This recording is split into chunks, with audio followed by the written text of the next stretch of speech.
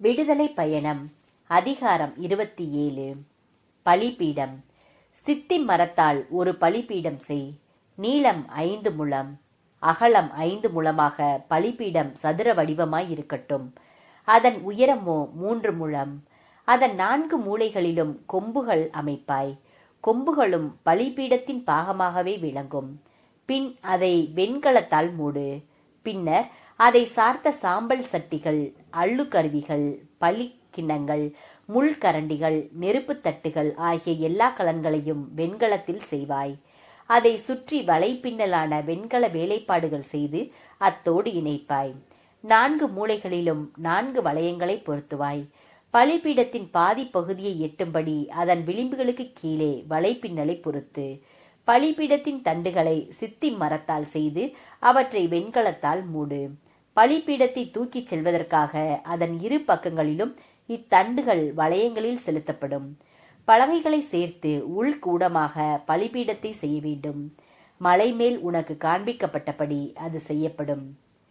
திரு உறைவிட முற்றம். திரு உறைவிட முற்றத்தை நீ உருவாக்குவாய். தெற்கு பக்கம் தென் திசை நோக்கி முறுக்கேற்றி நெய்த மெல்லிய நார்பட்டால் செய்த தொங்கு திரைகளை 100 முழ நீளத்திற்கு போட வேண்டும்.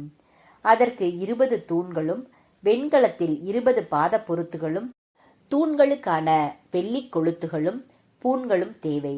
அவ்வாறே வடபக்கத்தில் 100 முழ நீளமான தொங்கு திரைகளும் அவற்றுடன் 20 தூண்களும் 20 வெண்கல பாத பொருத்துகளும் தூண்களுக்குமான வெள்ளி கொளுத்துகளும் பூண்களும் தேவை.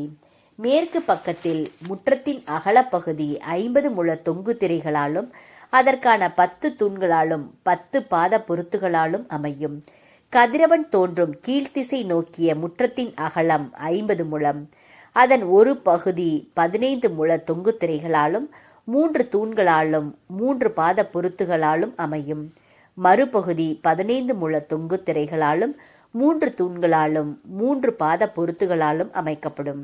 நடுப்பகுதியில் நீலம் கரும் சிவப்பு, சிவப்பு நிற நூலாலும் முறுக்கேற்றி நெய்த மெல்லிய நார்பட்டாலும் பின்னல் வேலைப்பாடுகளுடன் அமைந்த 20 முழ தொங்கு திரை முற்றத்தின் நுழைவாயிலாக விளங்கும்.